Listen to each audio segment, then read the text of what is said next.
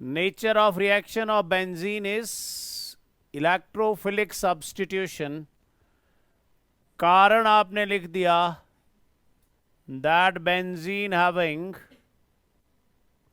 pi bond and hence benzene behave like Lewis base. अब वो Lewis base है तो उसके ऊपर ऑब्वियस सी बात है कौन अटैक करना चाहेगा, लुईस एसिड। मैं आपको एक जनरल मैकेनिज्म बता रहा हूं जिससे ना जाने 100 मैकेनिज्म खत्म हो जाएंगे। आप ध्यान दें, सामने सब मैकेनिज्म ऐसे ही होंगे।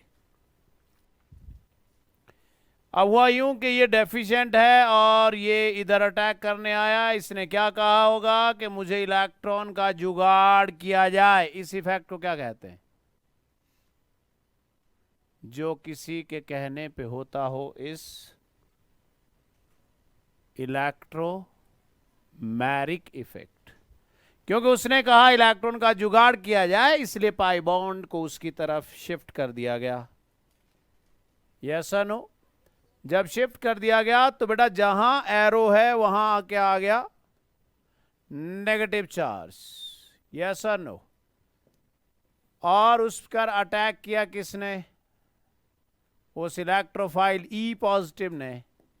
और उस ई पॉजिटिव का क्या बन गया? ई रह गया, पॉजिटिव हट गया, क्योंकि उसने अब वहां अटैक कर लिया। और वहां साथ में कौन है? H। और यहां क्या आ गया? पॉजिटिव। सब रिएक्शन का एक ही मैकेनिज्म है। ठीक हो गया जी? जब ऐसा हुआ तो फिर हमने कहा था बेंजीन क्या कहती है? जिएंगे साथ साथ, मरेंगे साथ साथ। अभी यहां डेफिशिएंसी आई है। अगली कार्बन ने कहा, क्या कहा? अड़िए ये डेफिशिएंसी मुझे दे दे। जब वो डेफिशिएंसी वहां से इधर ट्रांसफर हुई तो हमने देखा कि पॉजिटिव चार्ज अब दूसरी कार्बन पर चला गया। यस और नो? जब पॉजिटिव चार्ज दूसरी कार्बन पर चला गया तो फिर इस कार्बन ने वही बात कह दी, ये डेफिशिएंसी मुझे दे दो। तो जब डेफिशिएंसी इसे दे दी तो ये पॉजिटिव चार्ज अब यहां से हट गया और ये पॉजिटिव चार्ज पहुंच गया यहां। यस और नो? ई तो इलेक्ट्रोफाइल है जो आया है, पर जहां पर ई और एच है वहां कार्बन की हाइब्रिडाइजेशन sp3 है। ठीक हो गया? और प्लेनर होने के लिए ये sp2 होनी चाहिए, इसलिए इस H पॉजिटिव को नए इलेक्ट्रॉन यहां डाल दिए। जब इलेक्ट्रॉन यहां चले गए तो आपके पास ऐसा बना, ई इलेक्ट्रोफाइल जो है वो रिंग के ऊपर आ चुका था। Yes no? उसका पॉजिटिव चार्ज खत्म हो चुका था। Yes no? और इसमें पाई बॉन्ड की शिफ्टिंग हो चुकी थी। यस और नो? और बाहर कौन निकल गया था बेटा? H positive. ठीक हो गया? हर मैकेनिज्म में ये स्टेप्स होंगे ही होंगे। तो अब हम पर्टिकुलरली जब किसी रिएक्शन की तरफ आएंगे तो ये सारे स्टेप्स उस रिएक्शन में होंगे। अब लिखिए नाइट्रेशन ऑफ बेंजीन।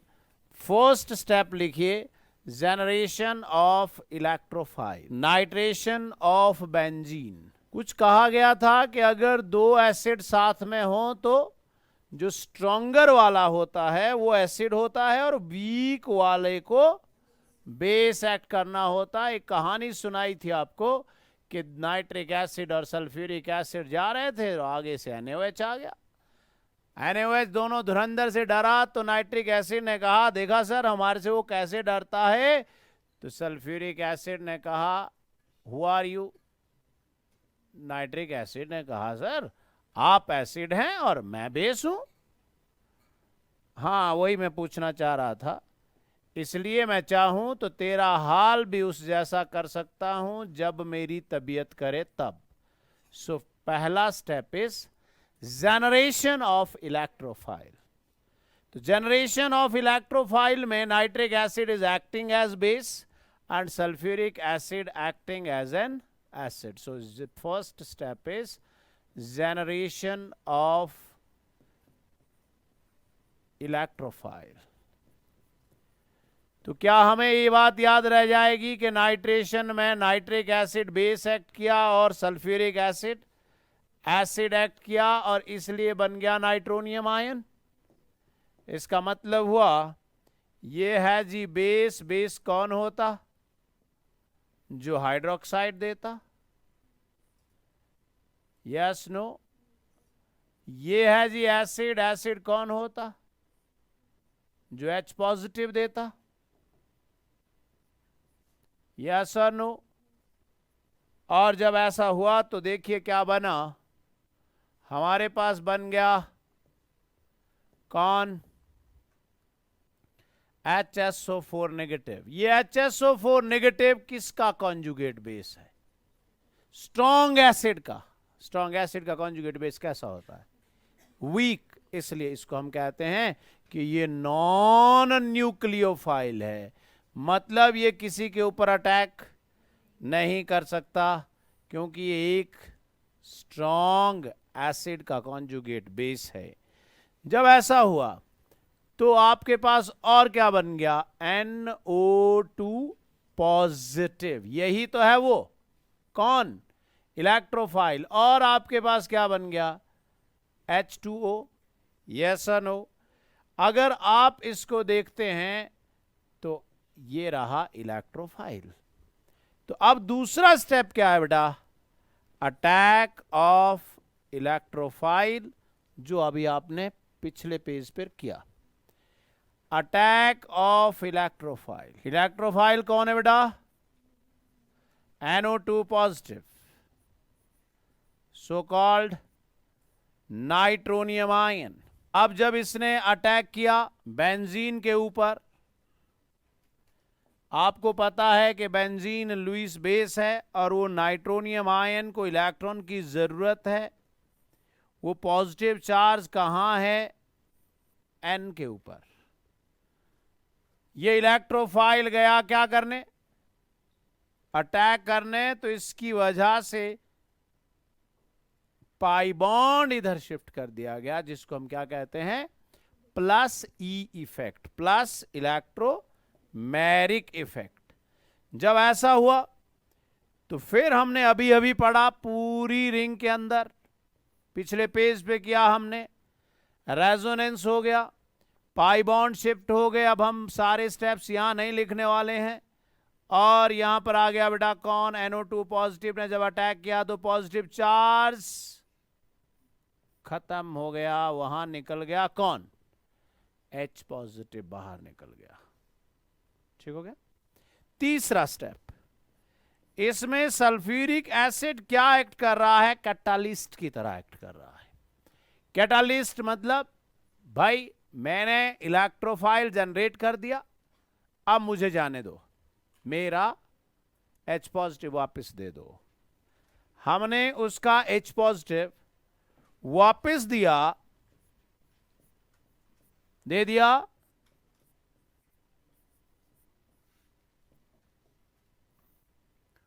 और वो कैटालिस्ट रीजनरेट हो गया.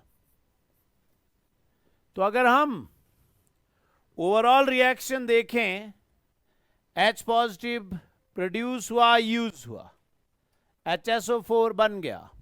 इसका मतलब ओवरऑल रिएक्शन जो अक्सर एक लाइन में ऐसे लिख जाती है वो ऐसे नहीं होती है.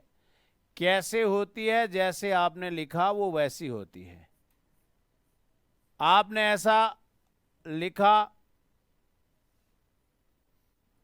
और फिर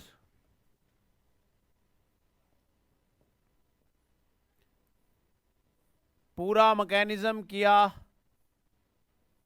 और पूरा मैकेनिज्म बनाते हुए आपके पास पाई बॉन्ड की शिफ्टिंग हुई नाइट्रोबेंजीन बना और बन गया वाटर, और जो कैटालिस्ट था वो यूज हो गया, प्रोड्यूस हो गया। ठीक हो गया। सो this is concentrated nitric acid and the catalyst is concentrated sulfuric acid। तो नाइट्रोनियम आयन ने क्या बना दिया, नाइट्रोबेंजीन बना। तो देखने को ये रिएक्शन ऐसे प्रोडक्ट हम लिख देते हैं, पर ये रिएक्शन ऐसे नहीं है। ये पूरा अगर आप देखें तो आपको पूरे रिएक्शन मैकेनिज्म से पता लगेगा कि हाँ हुआ सब कुछ ऐसा ऐसा ही है। यहां ध्यान दें तो नाइट्रोनियम आयन यूज हुआ, प्रोड्यूस हुआ, हो गया खत्म। मैकेनिज्म ऐसा हो कि जो रिएक्शंस फाइनल है वही रहे। HSO4 negative, HSO4 negative, H positive, H positive, H2SO4 use, H2SO4 produce. इसका मतलब यही है कैटलिस्ट।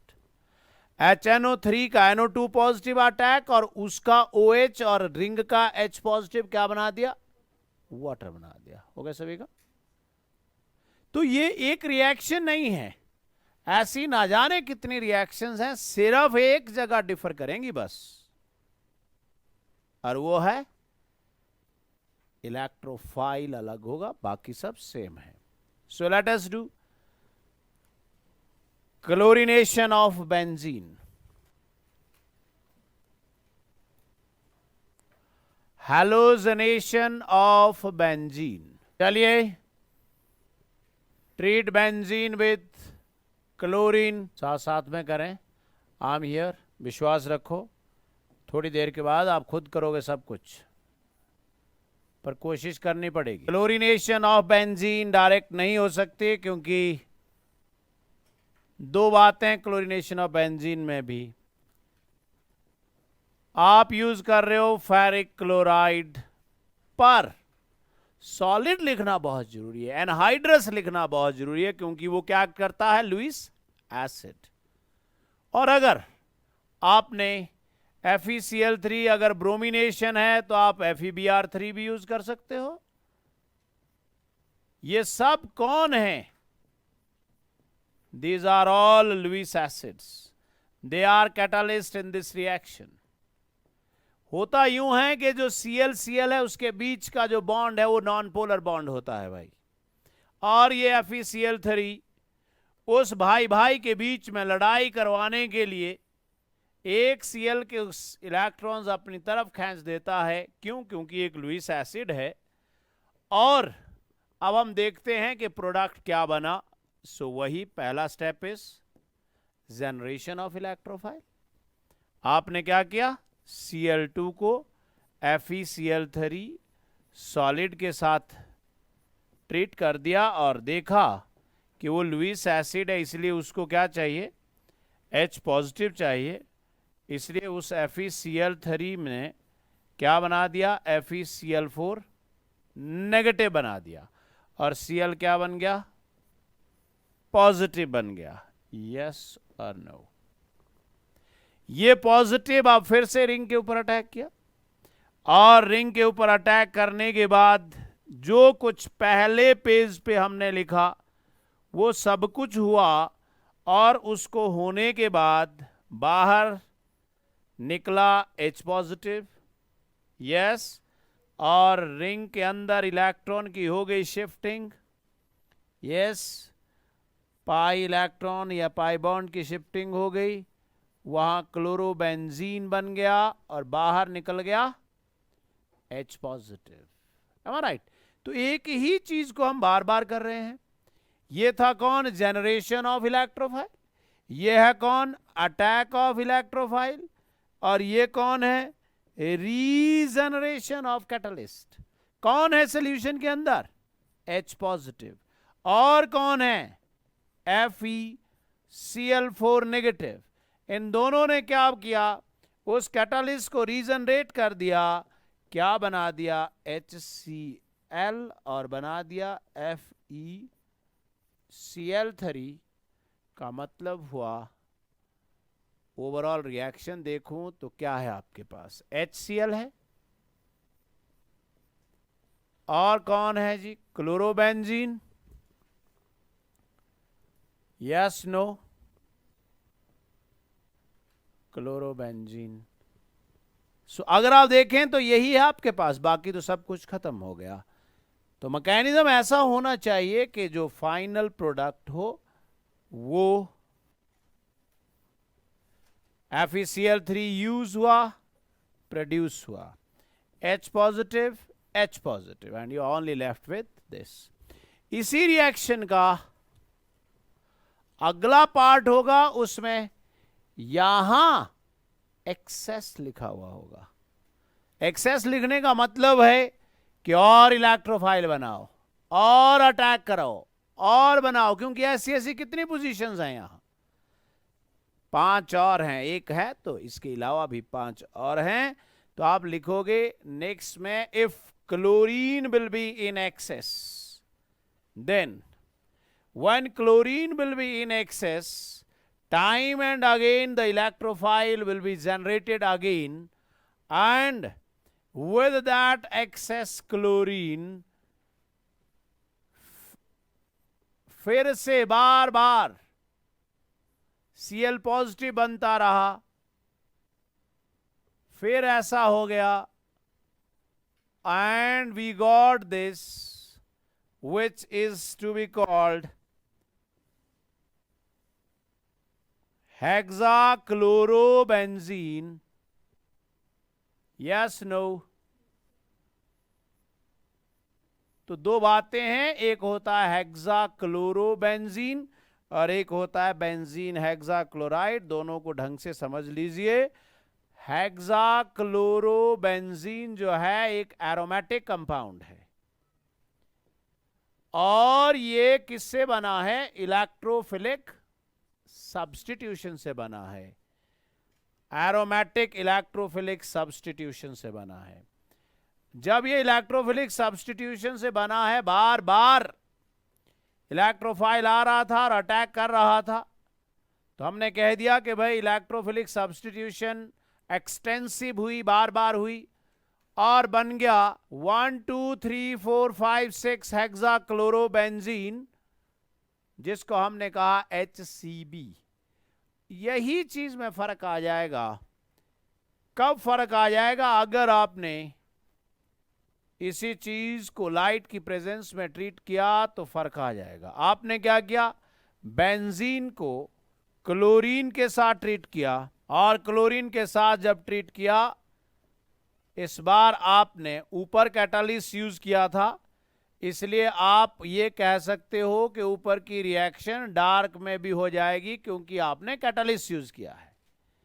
नीचे की रिएक्शन में आपने कैटालिस्ट नहीं यूज किया, इसलिए वो रिएक्शन लाइट में, इसका मतलब आप कह सकते हो कि मुझे यहां FeCl3 सॉलिड की जरूरत नहीं है। अब क्या हुआ, जो बेंजीन है उसकी मेन रिएक्शंस इलेक्ट्रोफिलिक सब्स्टिट्यूशन होती है, उसकी रिएक्शन एडिशन नहीं होती है। कारण यह है कि एडिशन होगी तो उसकी एरोमेटिसिटी खत्म हो जाएगी। बट दो रिएक्शंस, या तो हैलोजनेशन फ्री रेडिकल लाइट की प्रेजेंस में, बताया था आपको कि free radical means Lala Lala make that equal contribution of the two and make free radicals। तो दो रिएक्शन ऐसी है, एक तो फ्री रेडिकल रिएक्शन किसके साथ, क्लोरीन के साथ, और एक ओजोनोलाइसिस। ये दो रिएक्शंस ऐसी हैं जो बेंजीन की एडिशन रिएक्शंस होती हैं, अदरवाइज बेंजीन एडिशन रिएक्शन नहीं देती।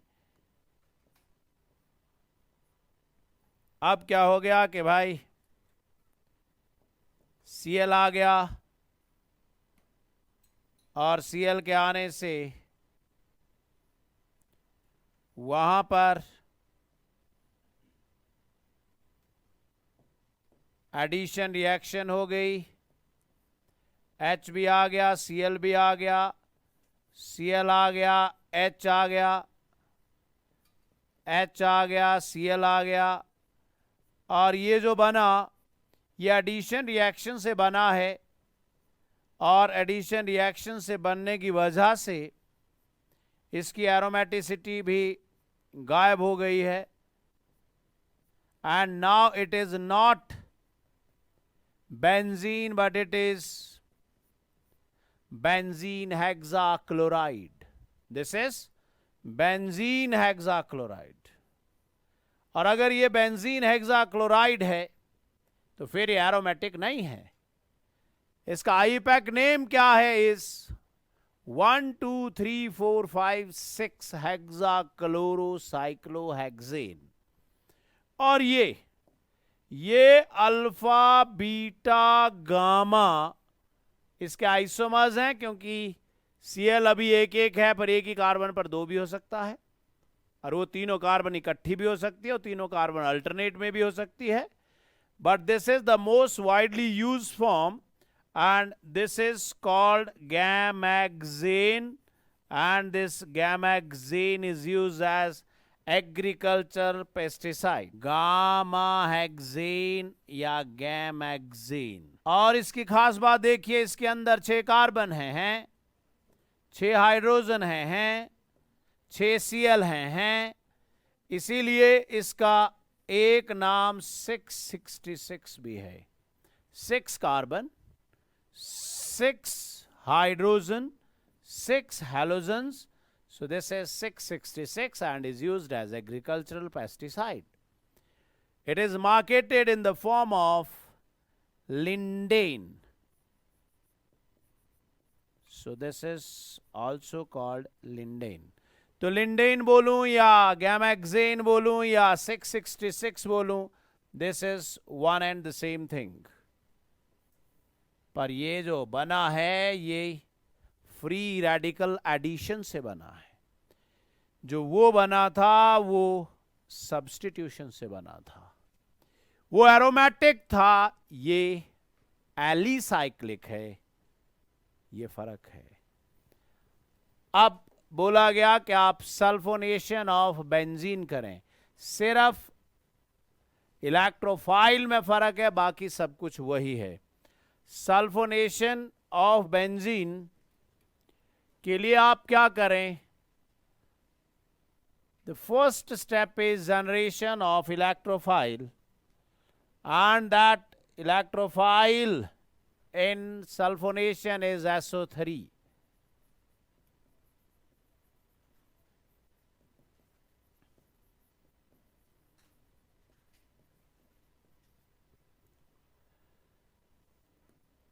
बेंजीन की सल्फोनेशन या किसी की भी सल्फोनेशन जब होती है तो इलेक्ट्रोफाइल जो है वो SO3 है. कैसे? इसके 2 तरीके हो सकते हैं. या तो आप H2SO3 who having in it SO3, उसको क्या बोलते थे जी? उसको हमने कहा ओलियम. या तो oleum is a source of SO3. Oleum के अंदर फ्री SO3 होता है. दूसरा, या फिर क्या करें आप, एक हमने पढ़ा था ऑटो प्रोटोलाइसिस. अपने प्रोटॉन खुद ही तोड़ देना, खुद ही एसिड हो जाना, खुद ही बेस हो जाना. इसलिए H2SO4 एंड SO3, H2S2O7, और H2SO4 जो है खुद ही एसिड और खुद ही बेस एक्ट करेगा. जब वो खुद ही एसिड और खुद ही बेस एक्ट करेगा, H पॉजिटिव देगा और OH नेगेटिव. इसने अगर H पॉजिटिव दिया तो उसने OH नेगेटिव, और आपके पास बन जाएगा HSO4 नेगेटिव, जो कौन है? Non nucleophile. बन जाएगा SO3, बन जाएगा H3O पॉजिटिव. और फिर हमने कहा देखिए जी, ये जो है ना, ये लुईस एसिड है. क्योंकि एक डेफिनेशन में लुईस ने कहा था कि ऐसा कोई जिसको साइड की एटम साथ मल्टीपल बॉन्ड बनाए और साइड की एटम सेंट्रल एटम से ज्यादा इलेक्ट्रोनेगेटिव हो, वो लुईस एसिड होता है। इसका मतलब हुआ SO3 ही इलेक्ट्रोफाइल है जो रिंग के ऊपर अटैक करेगा। ठीक हो गया जी। अब वो कहां से अटैक करेगा? O के ऊपर क्या आया जी? Negative charge. और S के ऊपर क्या आया जी? Positive charge. इसका मतलब वो कहां से अटैक करेगा? वो अटैक करेगा S से। यस और नो? जब उसने अटैक किया तो वहां कौन सा इफेक्ट हुआ? फिर से अब ये पाई बॉन्ड बेटा शिफ्ट हो गया। शिफ्ट हो गया तो अंदर रिंग के अंदर रेजोनेंस हो गया। रेजोनेंस हमने एक बार बना दिया, सब में वैसा ही है। रेजोनेंस हुआ तो पाई बॉन्ड शिफ्ट हो गया। अब S के ऊपर पॉजिटिव चार्ज था, वो तो खत्म हो गया, पर O के ऊपर तो अभी भी क्या है? इसका मतलब हुआ ये ऐसा है, ये ऐसा है, और इसके ऊपर अभी भी क्या है? नेगेटिव चार्ज है। और बाहर कौन निकल चुका है? H positive. यहां फिर से H2SO4 कौन है? कैटालिस्ट। वो कह रहा है भाई मेरा H पॉजिटिव तो दे दो। अब हमें उसका H पॉजिटिव रीजनरेट हो गया है। अब HSO4 नेगेटिव को ये H पॉजिटिव दे दो। आपने इस H पॉजिटिव को HSO4 नेगेटिव को दे दिया और वहां क्या बन गया? H2SO4 बन गया। अभी भी सॉल्यूशन में कौन बचा हुआ था? H3O पॉजिटिव है कि नहीं है? और सॉल्यूशन में कौन बचा है? ये।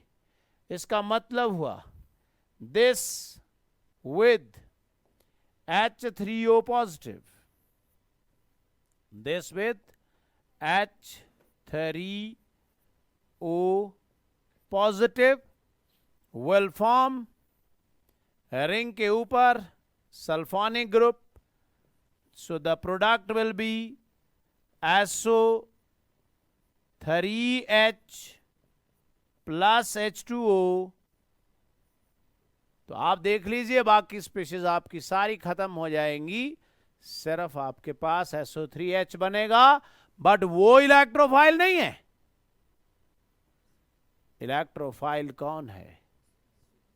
SO3 इलेक्ट्रोफाइल है।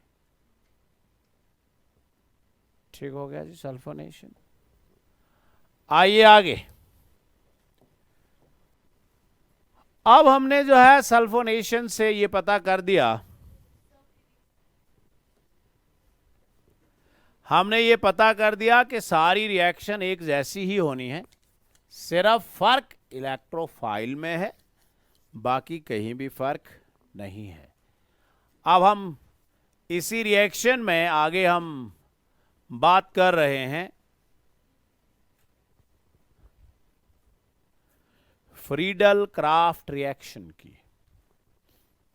Friedel craft reaction.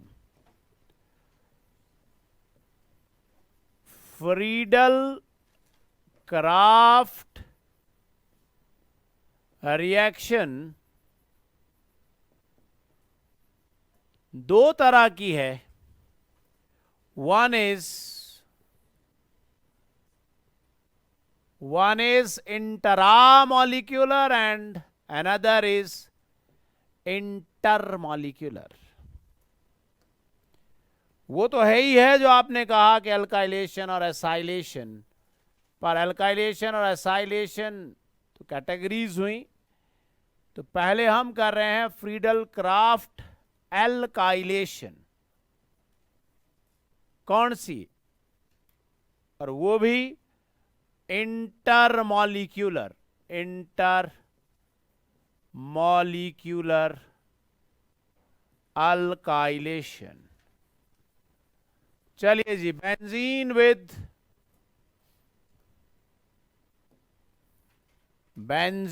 विद थोड़ा सा सिंपल एग्जाम्पल नहीं लेंगे बिल्कुल ही। आप कॉम्पिटिटिव की क्लास में बैठे हो, बेंजीन ले लिया plus in presence of AlCl3, जो लुईस एसिड है, जैसे FeCl3 था, वो हैलोजन कैरियर है। तो नीचे बनाइए, पहला स्टेप क्या हुआ, जनरेशन ऑफ इलेक्ट्रोफाइल। जब आपने इलेक्ट्रोफाइल बनाया तो कुछ आपको दिख रहा होगा, मैं आपको करवा चुका हूं कि कब रीअरेंजमेंट होना है और कहां होना है। कल हमने बात की कि कार्बोकटायन अगर प्राइमरी हो तो सेकेंडरी में रीअरेंज हो जाएगा, सेकेंडरी हो तो टर्शरी में रीअरेंज हो जाएगा। इसका मतलब जब आपने इसके साथ इलेक्ट्रोफाइल जनरेट किया तो AlCl3 ने Cl के साथ क्या बना दिया, AlCl4 नेगेटिव, यस नो। और बेटा जो आपके पास कार्बोकटायन बना वो कौन सा है, वो कौन सा कार्बोकटायन है, वो कार्बोकटायन प्राइमरी है, जिसके साथ, जिस कार्बन के साथ एक साइड से जुड़ा हो वो प्राइमरी है। पर क्या प्राइमरी रीअरेंज हो सकता है, काय में हो रहा है रीअरेंज, वो जो कह रहे हैं सेकेंडरी वो एक बार फिर से सोचें, क्योंकि मेरा आंसर है टर्शरी। क्या हुआ यहां, H की तरफ हैरो है, H की तरफ हैरो मतलब कल कराया हाइड्राइड शिफ्ट। जब हाइड्राइड शिफ्ट हो गया तो कार्बोकटायन अब क्या बन गया बेटा, CH3 CH3 CH3 and this is positive. इसका मतलब ये इलेक्ट्रोफिलिक सब्स्टिट्यूशन यूनिमॉलिक्यूलर की तरह चल रही है।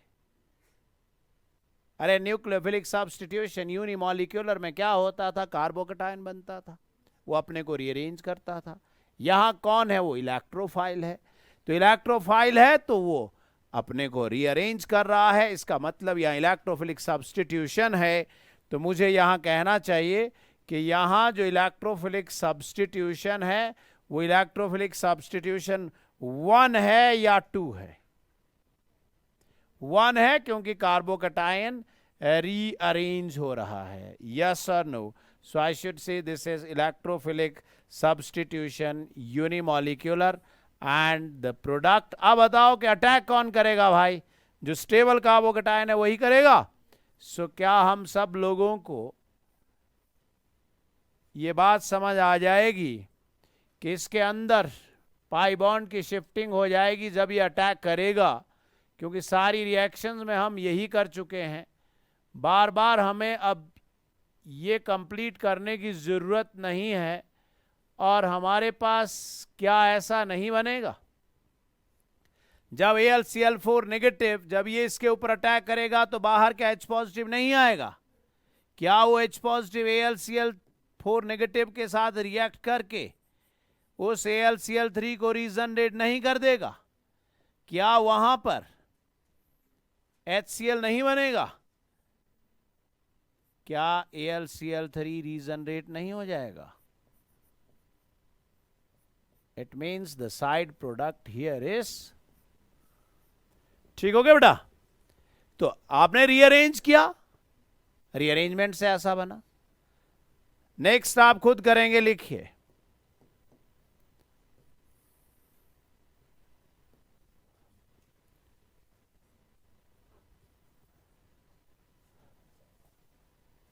complete the reaction.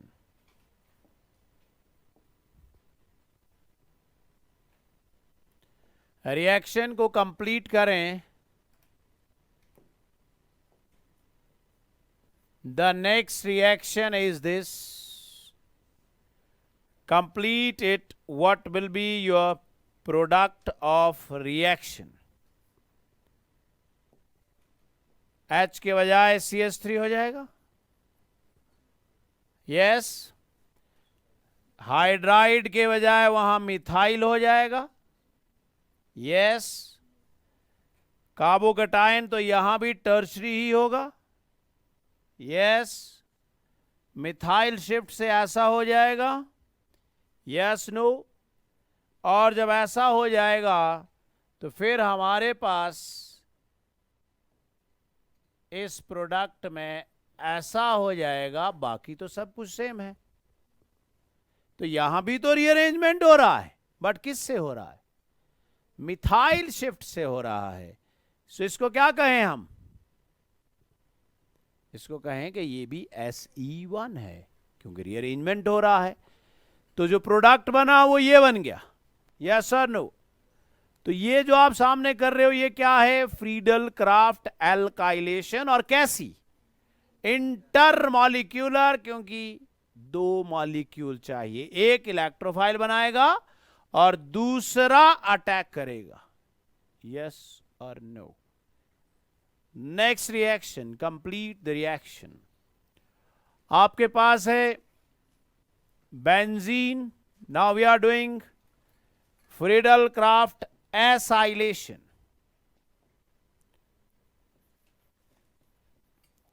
कैसी एसाइलेशन? इंटरमॉलिक्यूलर।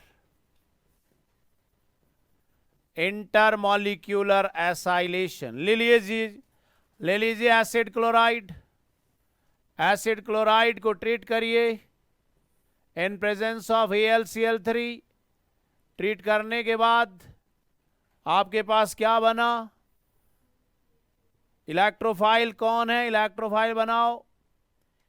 और इलेक्ट्रोफाइल बन गया CH3CO positive. Yes, no? Acid chloride is this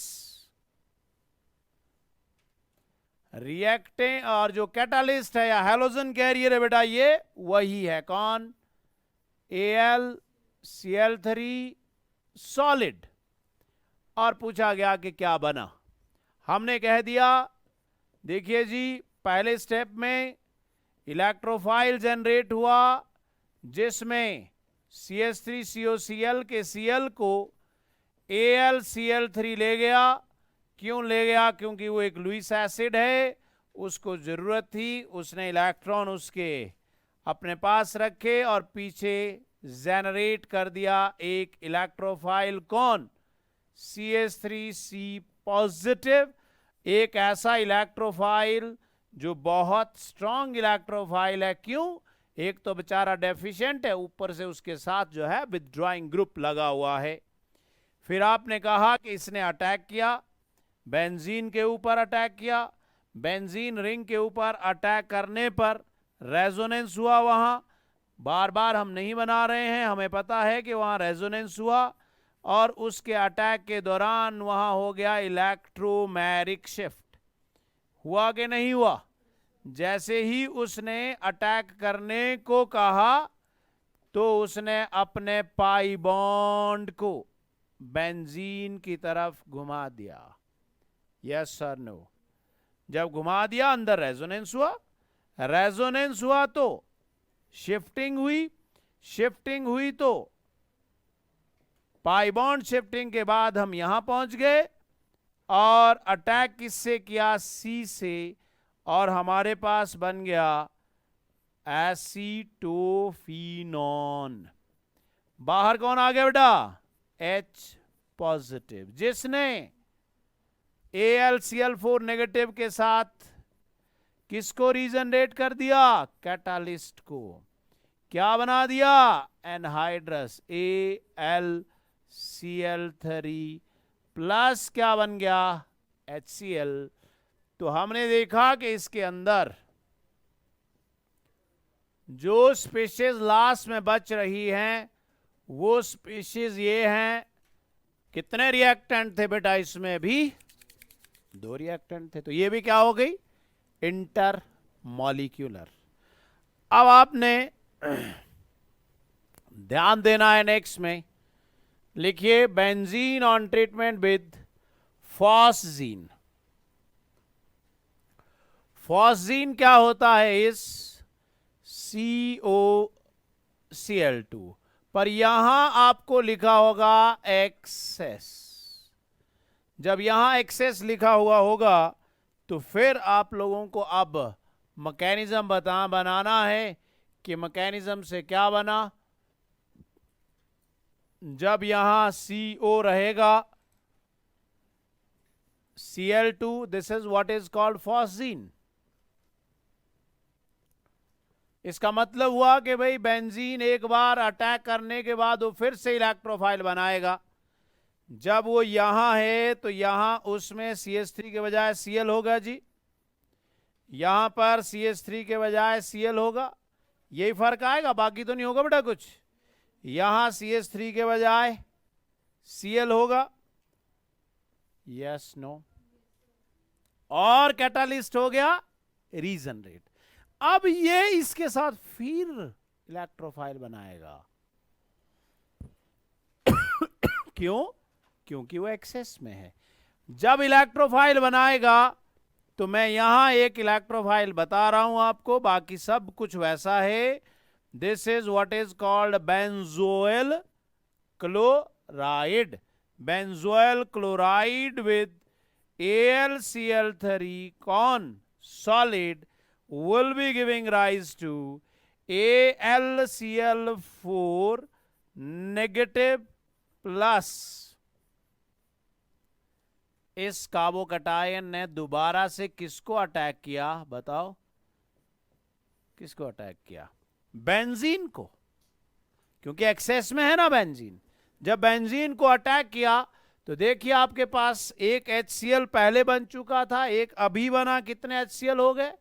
2 HCl हो गए। और बेंजीन के ऊपर अटैक करने के बाद उसका क्या प्रोडक्ट बना? आप सामने देखो, you are getting benzophenone.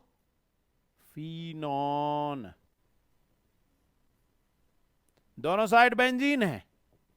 This is what is called benzophenone. तो ये कब है? जब वो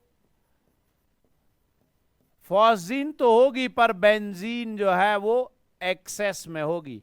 so the product formed will be benzophenone. ये कब बना? जब एक्सेस है। कौन? बेंजीन एक्सेस है। अगर बेंजीन लिमिटेड होती तो फिर ये प्रोडक्ट ना बनता। चलें आगे, हो गया इतना। अब लिखिए नेक्स्ट।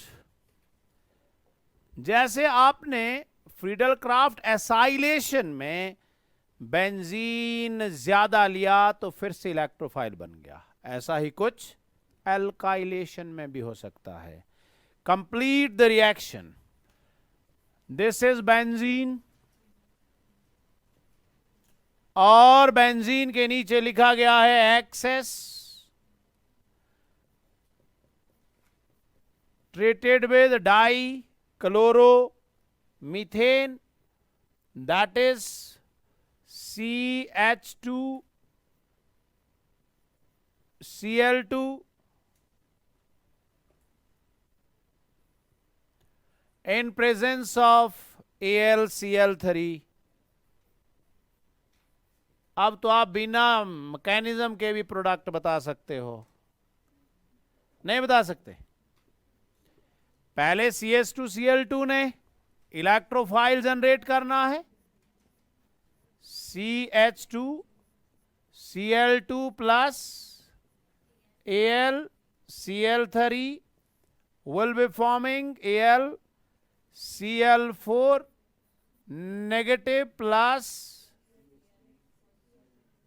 CH2 पॉजिटिव Cl, नहीं? और ये बेटा अटैक कर देगा बेंजीन के ऊपर और बन जाएगा बेंजाइल क्लोराइड। Yes no?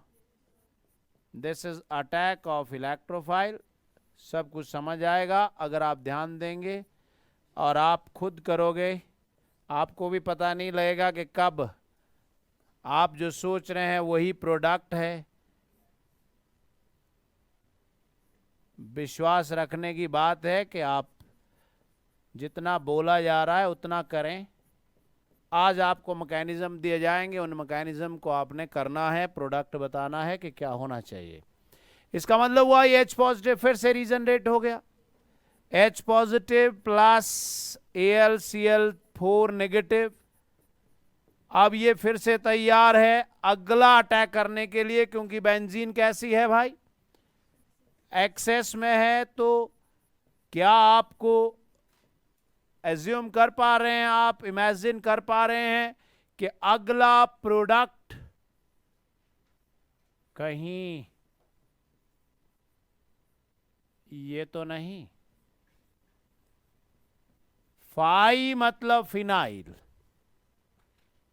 तो अभी तो एक आया था, देखो अटैक कर दिया ना उसने बेंजीन के ऊपर। अब क्या करोगे, this plus AlCl3, this positive will again attack on the next ring. नहीं समझ रहे हो बेटा, अगले स्टेप में this CH2Cl will generate another electrophile, yes no, and that electrophile is CH2 positive, yes no, and that will attack the benzene, and from there you will get one H positive more, it means 2 HCl निकल गए आपके। and this is बिल्कुल same. अगर मैं यहां chloroform लेता, chloroform is what, CHCl3, तो यहां 2 के बजाय 3 फिनाइल हो जाते। पर एक बात ध्यान रखनी है, अगर मैं यहां CCl4 लेता तो 4 Cl हैं, तो 4 फिनाइल नहीं होंगे, 3 ही होंगे, एक Cl एज इट इज रहेगा। सुन लिया। अब आप देखिए, ये तो कौन सा था, इंटर मॉलिक्यूलर, लिखिए इंट्रा मॉलिक्यूलर।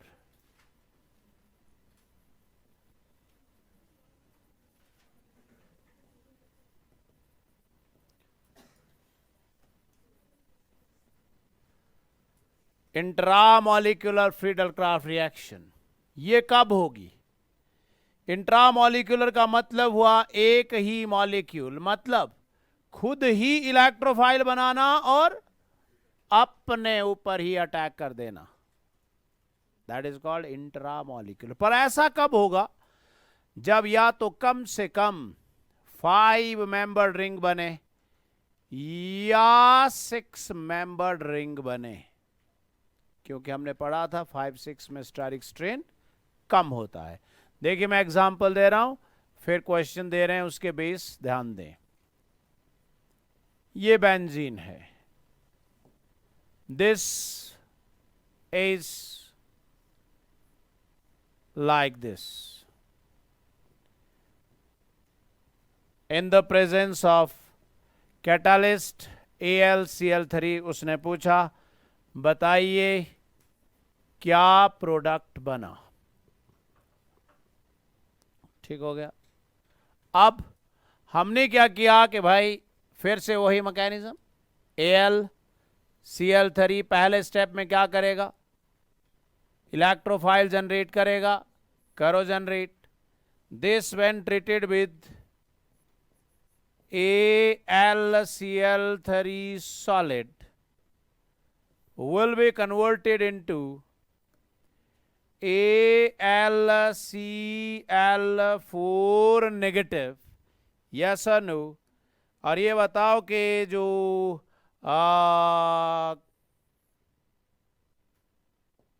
इलेक्ट्रोफाइल बना वो कहां जैसे बना? जो इलेक्ट्रोफाइल बना वो वहां बना जहां Cl था, Cl तो चला गया अब, और यहां क्या आ गया, पॉजिटिव चार्ज। जब यहां पॉजिटिव चार्ज आया तो इसने इसको कहा कुछ इलेक्ट्रॉन का तो जुगाड़ करो। कौन सा इफेक्ट हुआ, इलेक्ट्रोमैरिक, इसलिए उसने अपने पाई बॉन्ड शिफ्ट कर दिए। जब उसने अपने पाई बॉन्ड शिफ्ट कर दिए तो बताइए कि सिचुएशन कैसी हो गई?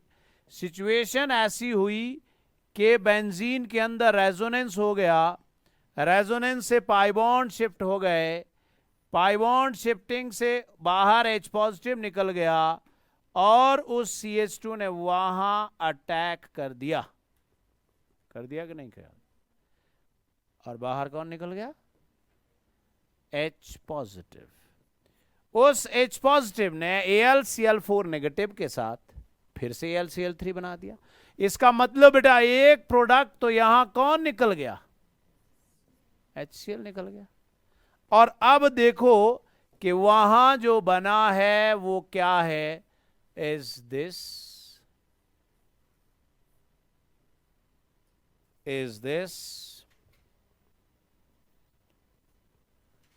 क्लियर हो गया?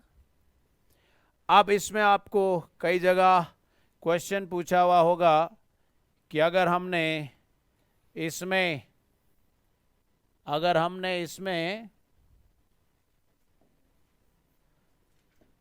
निकल और प्लैटिनम डाला तो क्या होगा? तो डिहाइड्रोजनेशन हो जाएगी। निकल, प्लैटिनम, पैलेडियम, तो यहां डिहाइड्रोजनेशन हो जाएगी। और उस डिहाइड्रोजनेशन से क्या होगा कि जो साथ वाली रिंग एलिसाइक्लिक है उसके हाइड्रोजन चले जाएंगे और ये अब कौन बन गया? एरोमेटिक, जिसका नाम है नेफ्थलीन। तो कितने H? एक यहां से गया, एक यहां से, एक यहां से, एक यहां से, इसका मतलब वहां गए हैं 2H2। ठीक हो गया? तो अपने आप बनाया और अपने ऊपर ही अटैक कर दिया। इसको क्या कहते हैं? Intra molecular. मैंने इसको चेंज किया, मैंने इसको थोड़ा सा चेंज किया, और ये कौन सा था? Intra molecular alkylation. तो एसाइलेशन में मैंने कुछ खास नहीं किया। व्हाट आई डिड इज मैंने यहां CO लगा दिया। ठीक हो गया? यहां CO लगाया तो वो CO यहां आ गया। समझ में आ रही बात? यहां CO है, एसाइल बन गया ना। इसका मतलब जिस तरह से फ्रीडल क्राफ्ट एल्काइलेशन होती है, फ्रीडल क्राफ्ट एसाइलेशन भी वैसी होती है। सिर्फ यहां एक डिफरेंस है। वो डिफरेंस क्यों आया वो आप देख रहे हो कि वहां कीटोन ग्रुप है। यस और नो? हमने एक +2 में रिएक्शन पढ़ी थी, रिएक्शन का नाम था क्लेमंसन रिडक्शन। कुछ याद है? रिएक्शन का नाम था वोल्फ-किश्नर रिडक्शन। सो वो जो क्लेमंसन रिडक्शन होती थी, वो क्लेमंसन रिडक्शन किसी कीटोन को एल्केन में कन्वर्ट कर देती थी, किसी कीटोन को एल्केन में कन्वर्ट कर देती थी। या उसी के पैरेलल होती थी एक, आपने सुना होगा वोल्फ-किश्नर रिडक्शन, सुना है? वोल्फ-किश्नर रिडक्शन भी क्या करती थी कि किसी कार्बोनाइल को किसी एल्केन में कन्वर्ट कर देती थी। इसका मतलब हुआ अगर आप इस कीटोन को वोल्फ-किश्नर रिडक्शन करें, और वोल्फ-किश्नर रिडक्शन बेसिक मीडियम में होती थी NH2 के साथ, और ये जो क्लेमंसन रिडक्शन होती थी ये जिंक मर्करी HCl के साथ होती थी।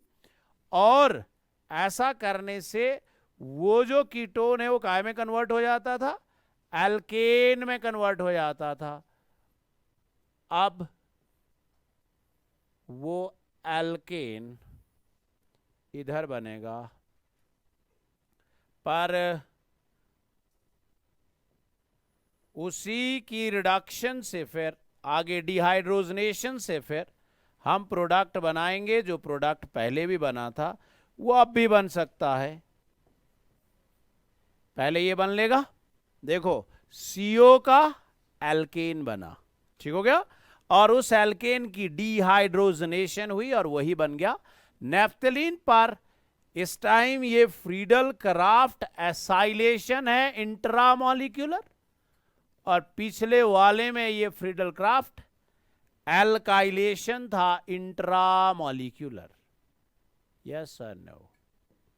सो this is what we mean by the aromatic electrophilic substitutions This is what we mean by intramolecular and intermolecular.